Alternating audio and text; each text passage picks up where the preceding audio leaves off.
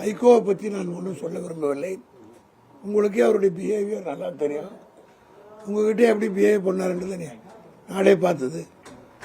ஒரே வார்த்தையில் சொல்லணும்னா வைகோ பேச்செல்லாம் எடுத்துக்க வேண்டிய அவசியமே கிடையாது. நாங்கள் போனவங்களை பற்றியே பேச விரும்பலை. காரணம் என்னென்னா எங்கள் தலைவர் தெளிவாக சொல்லிட்டார், அதை பற்றி எங்களுக்கு கவலை இல்லைன்னு.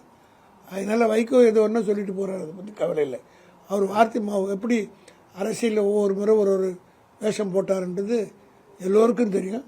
அவர் கூட இருந்த கட்சிக்காரங்களாம் போய் இன்றைக்கி அரசியலில் அனாதியாக்கப்பட்டிருக்கிறார். சொந்த கட்சிக்காரங்களை அவர் கட்சி ஆரம்பிக்கும் போது இப்போ யாருமே கிடையாது. கொஞ்சம் நெஞ்சு இருந்தவங்களும் நம்ம 27 பேர் இங்கே வர ஆரம்பிச்சிட்டாங்க. அதனால் அந்த விரக்தியின் காரணம் ஏதோ புலம்பிட்டு போட்டோம். இரண்டு சட்டமன்ற உறுப்பினர்கள் இருக்காங்க. அவங்களை ராஜினாமா செய்ய சொல்லி முதல்வர் சொன்னதா வைகோ பொதுக்குழுல பேசியிருக்காரு.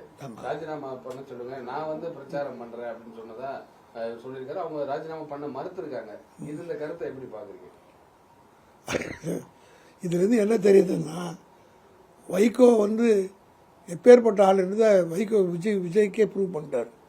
அவர் சொன்னதை சொல்லி குதிரை பேரத்துக்கு விஜய் தான் தூண்டினார்ன்றது இவர் அப்ரூவர் ஆகிட்டார். அதனால் இன்னும் பல வேடிக்கைகள்லாம் வரும், பல விஷயங்கள் வெளியே வரும். இவர் ஒன்றுமே கிடையாது. இவர் ஒரு நெக்லிஜிபிள் சைஸ் இருக்கிற ஒரு கட்சி. அதனால் அவரை பற்றி சும்மா பேசிக்கிட்டு இருக்க வேண்டிய அவசியம் இல்லை. எங்களுக்கு வேறு வேலைகள் இருக்குது. இனிமேல் போட்டு இந்த போனவங்களை பற்றியெல்லாம் நம்ம பேச விரும்பல. காரணம் டைவர்ட் ஆகுது இஷ்யூ.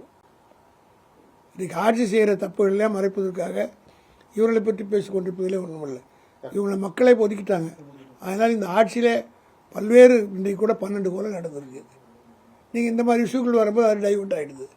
அதனால் இது மக்கள் விஜய் வைகோ போன்ற ஆட்கள்லாம் கேட்குற கேள்விகள்லாம் எங்களை கேட்காதீங்க. பதில் கலைஞரோட கடைசி காலகட்டத்தில் நான் கையை பிடிச்ச அவர் சத்தியம் பண்ணி கொடுத்தேன், நான் வாழ்நாள் என்றைக்கும் நான் ஸ்டாலினுக்கு உறுதியாக இருப்பேன் அப்படின்னு சொன்னார். கடைசியாக உதயநிதி ஸ்டாலினுக்கு கூட நான் உறுதியாக இருப்பேன் அப்படின்னு சொல்லியிருந்தாரு வைகோ. இப்போ திடீர்னு விட்டுட்டு போயிட்டாரு. ஒரு குற்றச்சாட்டு முன்வைக்கிறார். அவர் யார் என்பதை காட்டி விட்டார், அவ்வளோதான். அவருடைய ட்ரூ கலர், அவ்வளோதான்.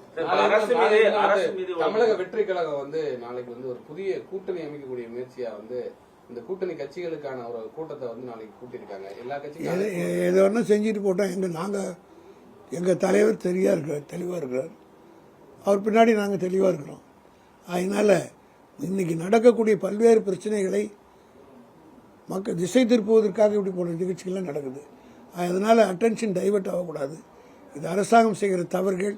இதை சுட்டி காட்ட வேண்டிய கடமையில் திமுக ஒரு ஆக்கப்பூர்வமான எதிர்கட்சியாக செயல்பட்டு கொண்டிருக்கிறது. அவ்வளவுதான்.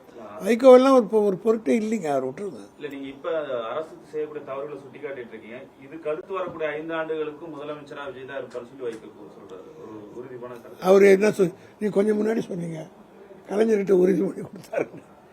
அவர் அரசியல்ல அடிக்கடி வாக்குறுதியை மீறக்கூடிய ஒருத்தர் இருக்காங்க. நீங்க தான் சொன்னீங்க. இப்போ கலைஞரிடத்துல நான்